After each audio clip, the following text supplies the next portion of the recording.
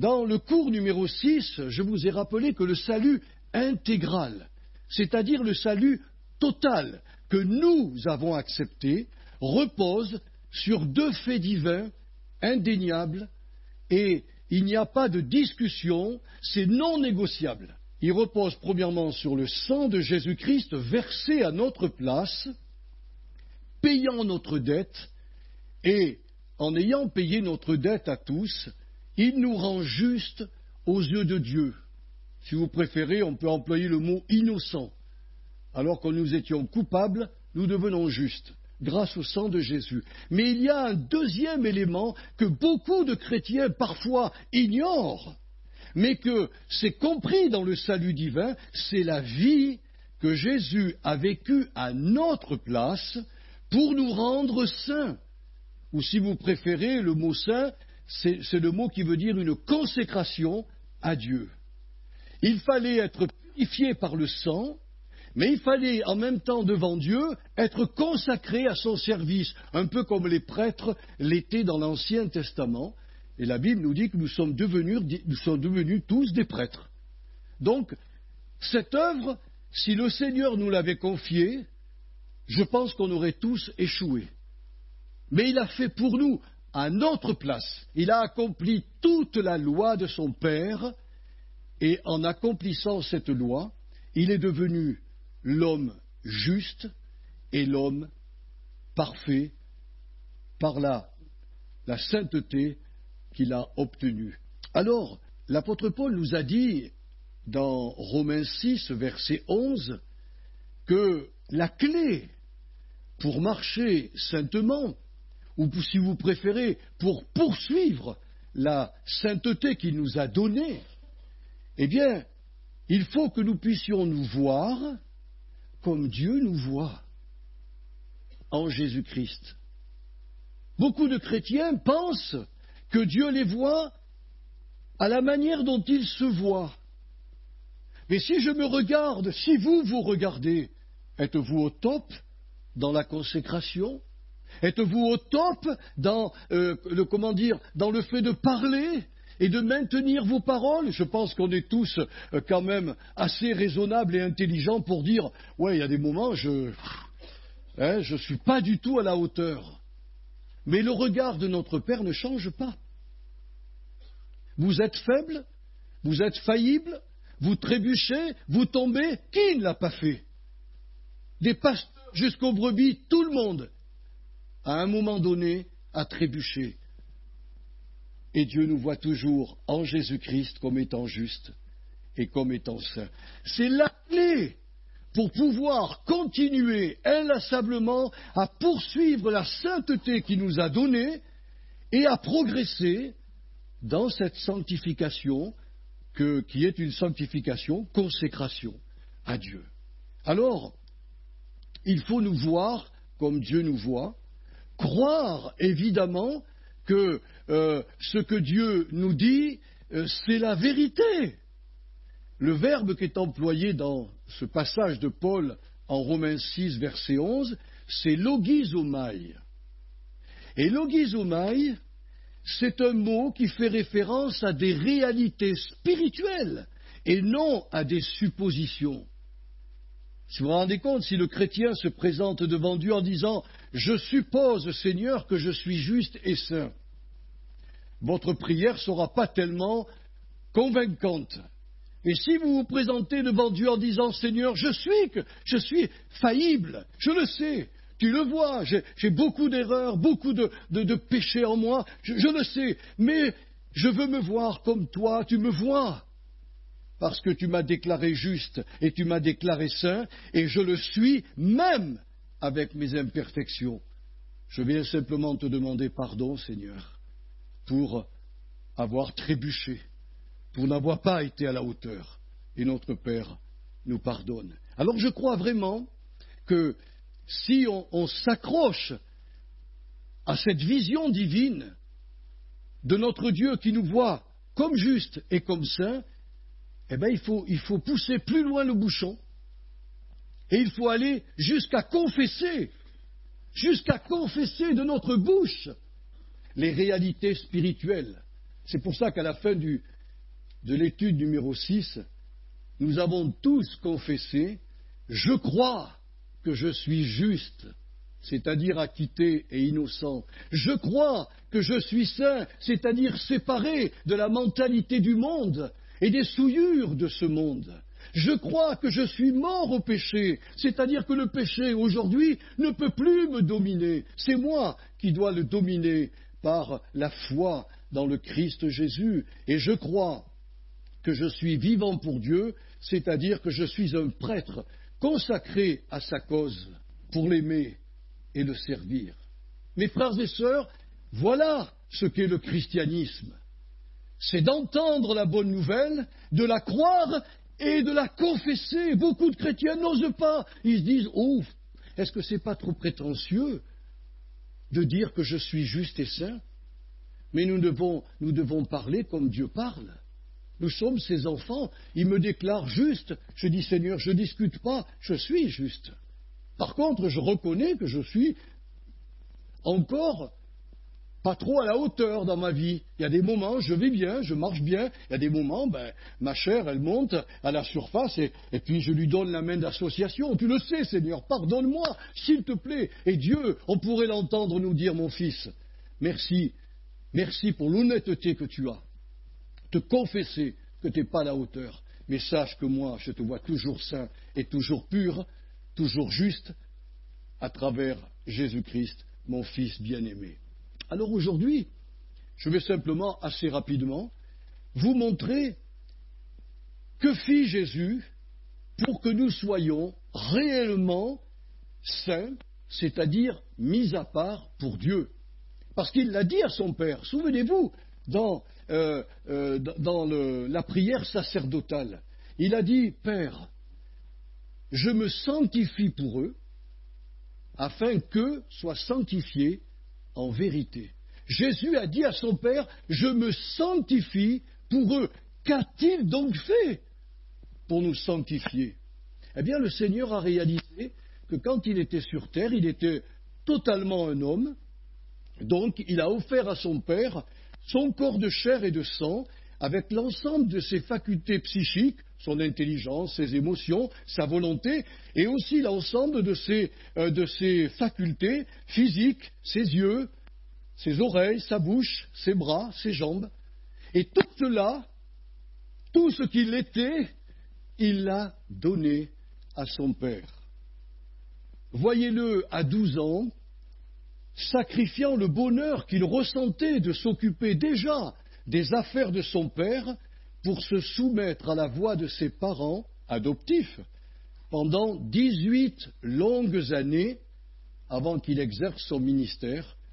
Et pendant ces 18 longues années, il a appris l'obéissance, bien qu'il fût fils, il a appris l'obéissance par les choses qu'il a souffertes. Voyez-le encore dans sa stature d'adulte, sacrifiant certains droits légitimes, comme celui de jouir des plaisirs de la vie. Il faut dire que la vie nous offre des beaux plaisirs. Jésus-Christ, je vous montre ce qu'il a fait. Il a fait un choix. Il a dit, je me sacrifie, j'ai le droit de vivre ma vie. Il a dit, j'ai le droit de me marier, j'ai le droit d'avoir des enfants. Mais je ne suis pas venu pour ça. Je suis venu pour sacrifier ces droits afin de sanctifier mon peuple. Il avait le droit, mes frères et sœurs, à toutes ces choses que nous participons, nous. Il y avait droit, mais le Seigneur a préféré se sacrifier, s'offrir totalement à Dieu, afin de pouvoir réaliser l'œuvre de sainteté qui nous est aujourd'hui impartie. Voyez-le lors de sa tentation du désert, refusant à Satan l'ascendant sur ses choix de vie et sur sa volonté, afin de ne pas dévier d'un iota du plan du salut prévu par son Père. Voyez-le sur la montagne de la transfiguration, refusant, relisez la Bible, refusant d'entrer avec Moïse et Élie dans sa gloire. Il a mis le pied dans l'éternité, il est devenu transparent, il est devenu comme le Jésus glorieux qu'on verra. Il s'est entretenu avec Moïse et Élie, puis il a reculé. Il a dit, mais c'est pas là. Si j'entre maintenant dans la gloire, personne ne me suivra. Alors il faut que j'aille à Jérusalem. Voyez-vous, il a sacrifié cela. Il a sacrifié d'entrer dans sa gloire alors qu'il pouvait le rentrer, pour aller mourir à Jérusalem, vivre une passion qu'on ne peut pas imaginer, souffrir atrocement, pour nous donner, à nous et à tous les humains qui veulent le croire, le salut éternel. Voyez-le encore sacrifiant la joie qui lui était réservée. Ici-bas, nous dit la lettre aux Hébreux, chapitre 12, verset 2, pour accepter la dose de souffrance qui le conduisit à la croix, pour nous rendre libres, mais libres d'abord de nous-mêmes. C'est ça qui est formidable avec le Sauveur. Il s'est livré, il s'est donné, il s'est sacrifié, il n'a pas voulu profiter de toutes ces choses de la terre pour que nous, on soit délivrés de nous-mêmes, libres de la loi de Moïse, libres du sacerdoce lévitique, libres du péché, libres de la mentalité de ce monde, dans ses préoccupations, ses plaisirs, sa quête du succès et du profit, libre des puissances des ténèbres et libre de la mort. Je me souviens d'une sœur, quand on a été lui parler du Seigneur, elle avait peur de la mort. Si je lui posais la question aujourd'hui, ma sœur, as-tu peur de la mort? Sa réponse serait très certainement, oh non, je sais que c'est simplement une porte que je dois franchir. Le jour où je la franchirai, je trouverai, en ouvrant l'autre porte, mon Sauveur avec les bras ouverts. Alors qu'elle était derrière une porte, et que cette porte, elle ne pouvait pas l'ouvrir, et elle pleurait, et elle pleurait, et elle pleurait. Elle nous a rencontrés avec un frère suisse. On lui a annoncé la bonne nouvelle de Jésus. Aujourd'hui, si elle pleure, c'est pour présenter des prières au Seigneur, mais elle ne pleure plus parce qu'elle a peur de la mort. Elle a reçu la vie. Amen. Le Seigneur soit vraiment béni. Alors, ça, Jésus l'a fait pour nous. Et la Bible nous dit, la seule chose que nous, chrétiens, nous avons aujourd'hui à faire pour poursuivre cette œuvre de sainteté et de consécration que le Seigneur nous a donnée comme étant un fait acquis une fois pour toutes et pour toujours, eh bien, c'est de nous livrer nous-mêmes comme le Christ l'a fait. Écoutez ce que l'apôtre Paul nous dira dans Romains 12, versets 1 à 2. Je vous exhorte donc, mes frères et mes sœurs, par les compassions de Dieu, à offrir vos corps comme un sacrifice vivant, saint, agréable à Dieu, ce qui sera de votre part un culte raisonnable, c'est-à-dire sensé, logique, intelligent, rationnel. C'est illogique que quelqu'un dise « je crois en Jésus » et qu'il ne rentre pas dans la consécration que le Christ lui a donnée. C'est illogique. Et Paul l'avait compris. Il voyait des chrétiens à Rome qui avaient cru en Jésus, mais c'était vraiment des véritables chrétiens, mais ils n'avaient pas livré leur corps, ils n'étaient pas entrés dans la poursuite de la sainteté que Jésus leur avait donnée. Ne vous conformez pas au siècle présent, mais soyez transformés par le renouvellement de l'intelligence, afin que vous discerniez quelle est la volonté de Dieu, ce qui est bon, agréable et parfait. Eh bien, voyez-vous, mes frères et sœurs, c'est ce modèle-là de sanctification, consécration, qu'adoptèrent les 3000 disciples convertis à la Pentecôte.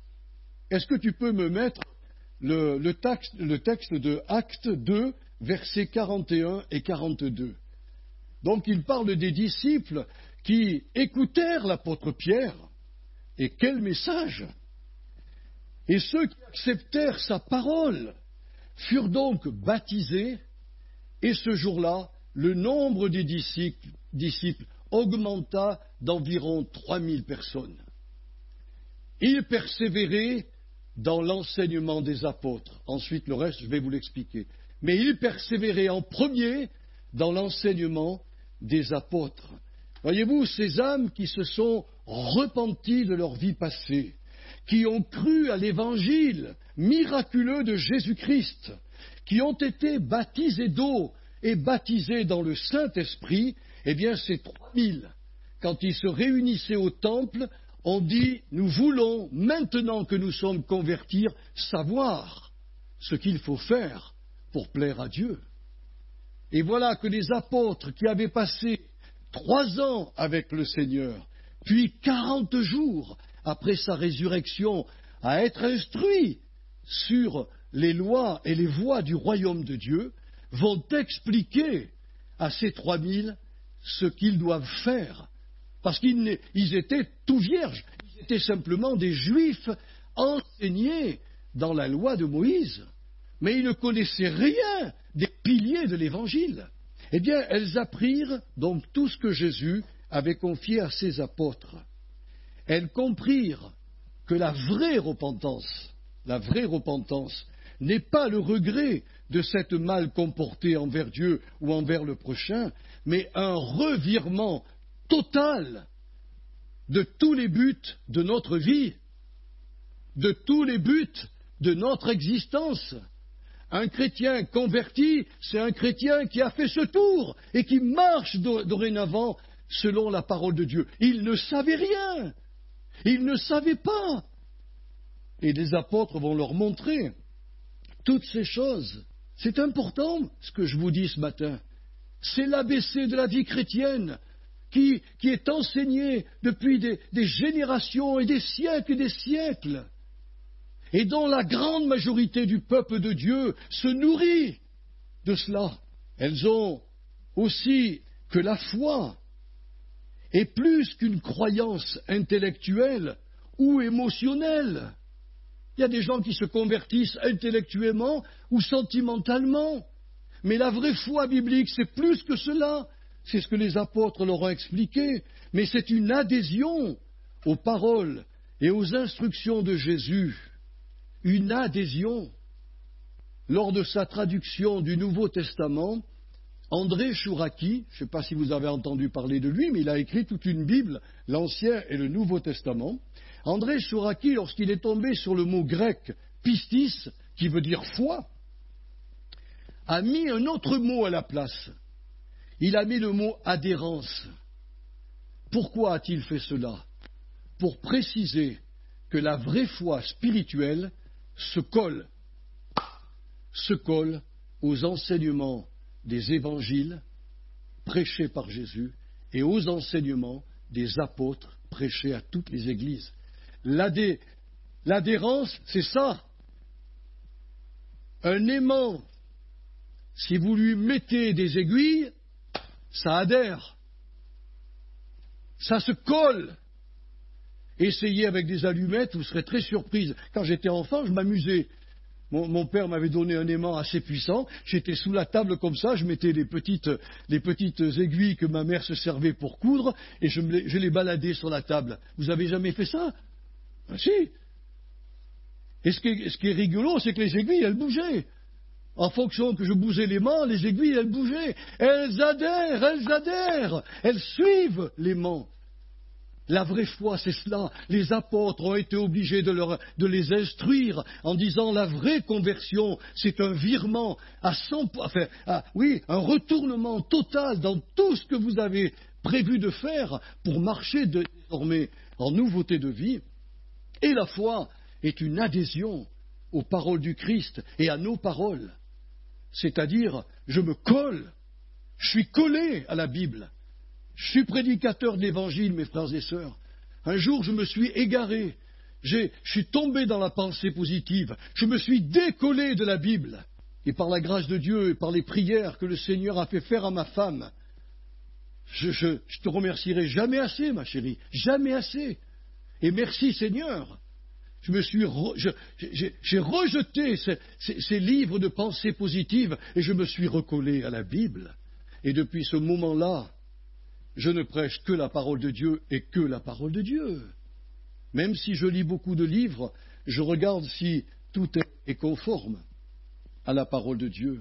Ces 3000 âmes apprirent aussi que la liberté retrouvée dans le Christ, vous vous rendez compte, notre volonté était cloisonnée, ficelée par la pensée diabolique. Oh, on ne le savait pas, mais nous marchions selon le train de ce monde, selon l'esprit de rébellion qui tient toute l'humanité sous son pouvoir. Nous en faisions partie. C'est pour cela que nous étions morts dans nos péchés. Eh bien, les apôtres leur dirent, maintenant que vous avez retrouvé la liberté en Jésus-Christ, cette liberté ne vous autorise pas à vous conduire à nouveau comme vous le faisiez dans votre condition païenne et charnelle, puisque votre vieille nature a été crucifiée à la croix, puis déposée au tombeau par Jésus. Parfois, quand ma vieille nature revient à la surface, je lui dis, cocotte, tu oublies une chose, c'est que tu es morte et que tu es au tombeau, alors je ne veux plus avoir affaire à toi. Voilà comment on doit parler à la chair quand elle se représente à nous. Non, il n'est pas question que je te redonne mon accord. Christ t'a tué à la croix et il t'a mis au tombeau. Aujourd'hui, j'ai une vie nouvelle et je veux marcher dans cette vie nouvelle. Oh oui, c'est dur à faire, mes frères et sœurs. Parce que la chair, elle a des arguments convaincants.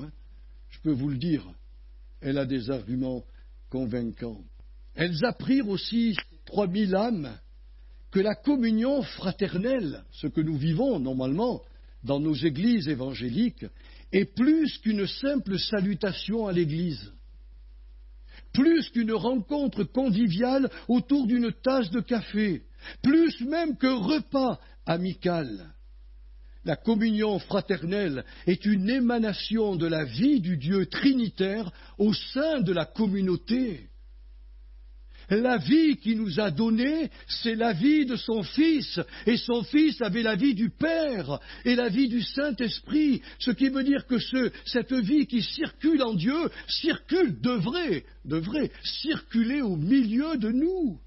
Or, dans cette vie divine que nous avons reçue par la foi au Christ mort et ressuscité, bannis l'orgueil, bannis la flatterie, la rivalité, la jalousie, la suffisance et la supériorité entre nous, car l'ADN du Père, du Fils et de l'Esprit doit s'exprimer dans nos églises locales à travers un amour mutuel, une dépendance mutuelle, une coopération mutuelle, un honneur mutuel, une paix mutuelle et un partage mutuel de chaque membre de la communauté, donnant aux autres ce que Dieu lui a donné et prenant des autres ce qu'ils ont reçu de Dieu pour nous le communiquer.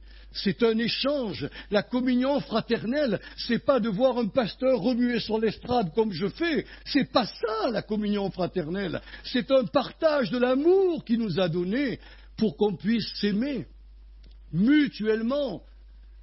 Il y en a qui ont cru que aimez-vous les uns les autres, il y en a qui aiment les autres, mais qui ne sont pas aimés en retour. Ce n'est pas la vie de Dieu, ça.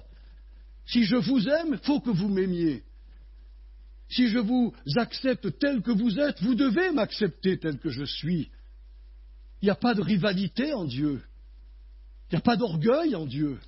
Et je vais vous dire une chose, mes frères et sœurs, que j'ai appris avec le temps et avec la Bible, c'est que lorsque les chrétiens donnent ce qu'ils ont reçu et prennent ce que les autres ont reçu de Dieu pour eux, eh bien, ils créent au sein de l'assemblée un esprit de famille. Vous savez ce que c'est, un esprit de famille? Si un membre de ma famille a un problème, tous les autres membres, normalement, doivent se mobiliser pour aider, pour secourir. C'est ce que l'Église doit devenir par la vie de Dieu. C'est ce que les apôtres ont enseigné aux premiers disciples avant qu'ils commencent la vie spirituelle. Ils leur ont dit, voilà ce qu'est la communion fraternelle. Et ils persévérèrent dans la communion fraternelle.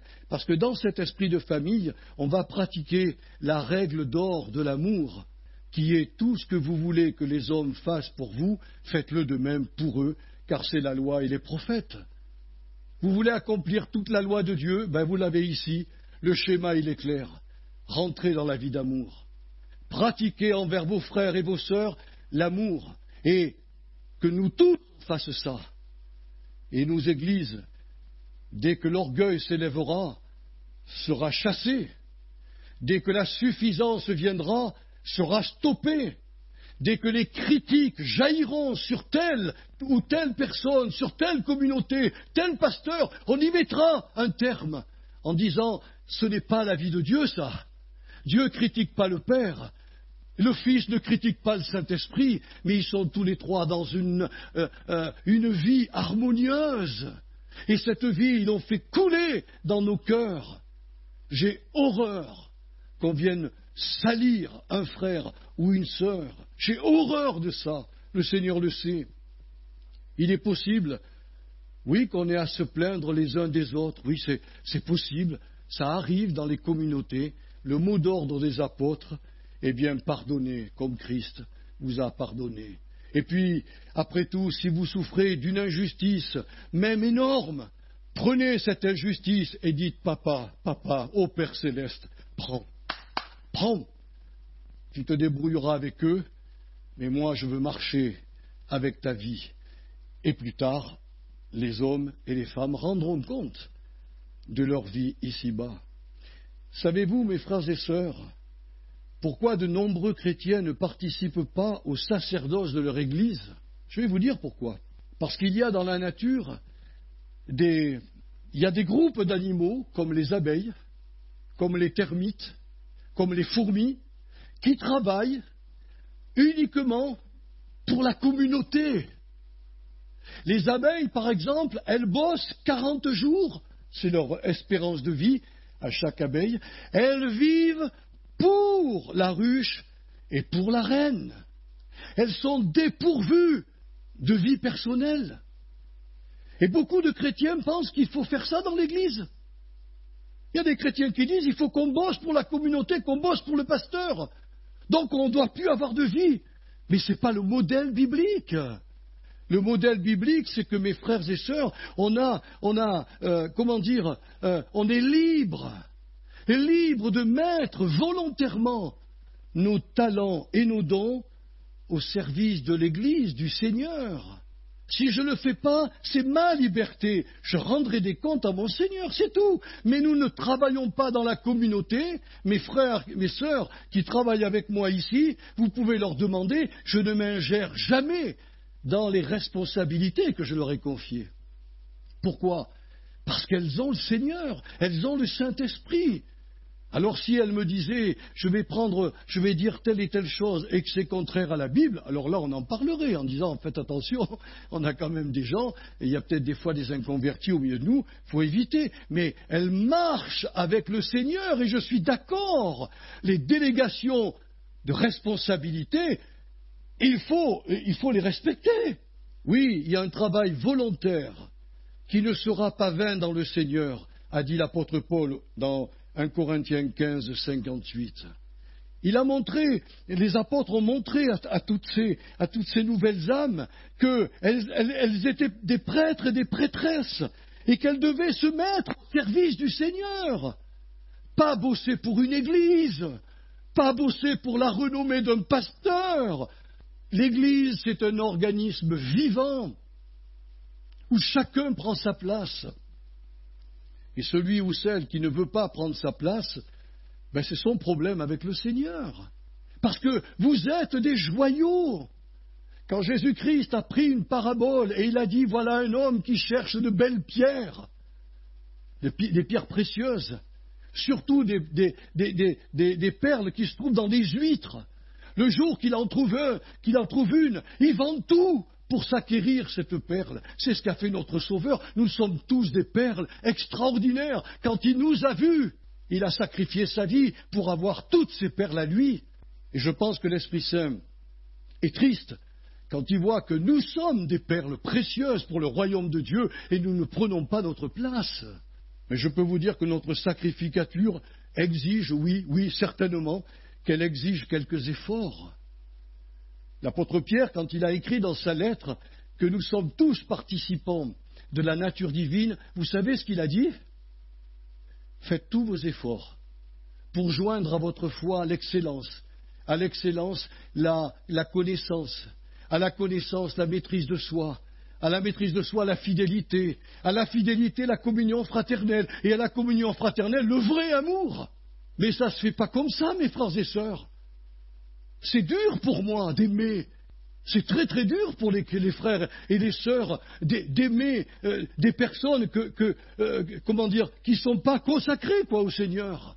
Oui, c'est dur, ça demande des efforts, mais c'est ça la vie de Dieu. Notre Sauveur, vous ne croyez pas qu'il a été déçu quand il est venu chez les siens et que les siens l'ont rejeté? Il est venu en Israël, dans sa maison, dans le temple qui était le sien.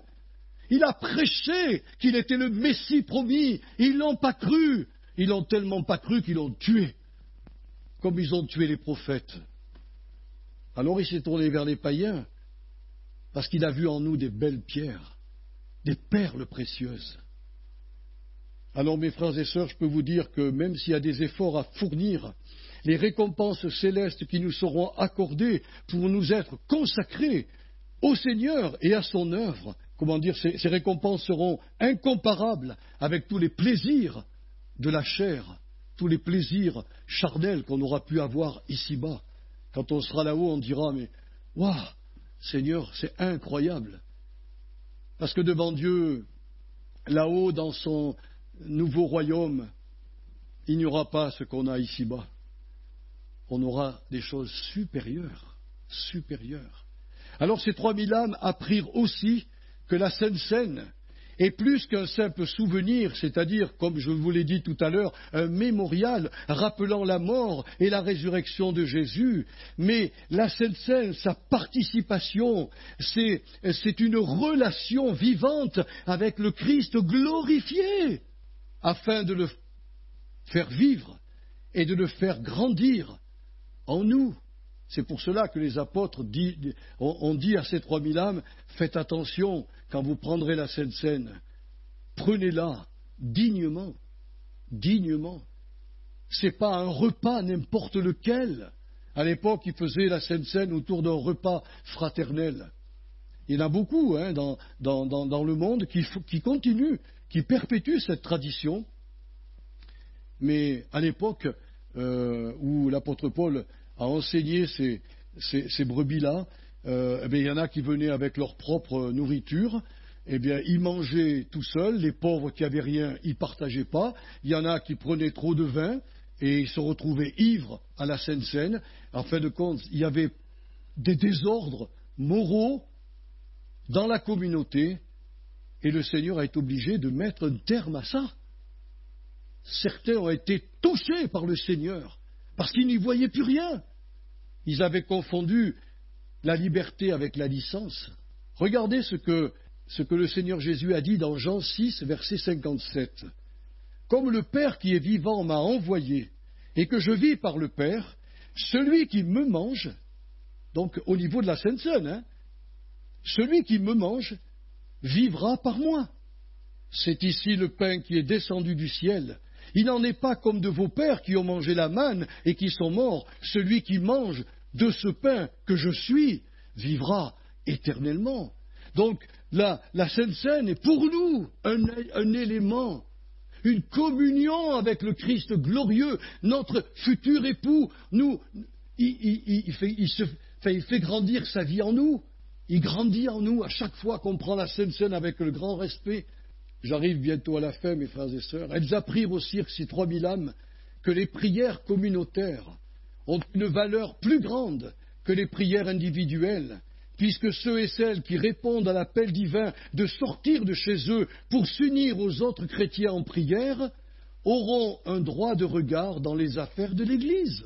C'est comme ça qu'ont fonctionné les églises de l'époque. Régler les problèmes doctrinaux, moraux, sociaux et relationnels entre chrétiens, exercer la discipline envers ceux et celles qui ont un mauvais témoignage, intercéder en faveur des besoins urgents, que ce soit matériel ou physique ou psychique, rechercher la direction spirituelle pour la croissance de leur communauté. Tous ceux qui se réunissent parce qu'ils sortent de leur maison, vous savez le mot église, c'est le mot qui veut dire sortir pour aller s'occuper des affaires de la cité. Jésus a choisi ce mot pour montrer que les chrétiens qui font l'effort de sortir de leur maison pour se réunir aux autres en prière, c'est qu'ils sont appelés à s'occuper des affaires de la maison de Dieu. Elles apprirent aussi, ces 3000 âmes, que la dîme et les offrandes financières ne sont pas des impôts que Dieu impose à ses enfants, mais un moyen de tester leur capacité à gérer plus tard les biens du royaume céleste. Je vous encourage à relire Luc 16, versets 1 à 13. Cette parabole est faite pour les chrétiens. Celui qui n'aura pas été fidèle dans ces petites choses, on ne pourra pas lui confier des grandes choses. L'argent est un test. Alors il y a des peuples qui sont libérés vis-à-vis de l'argent.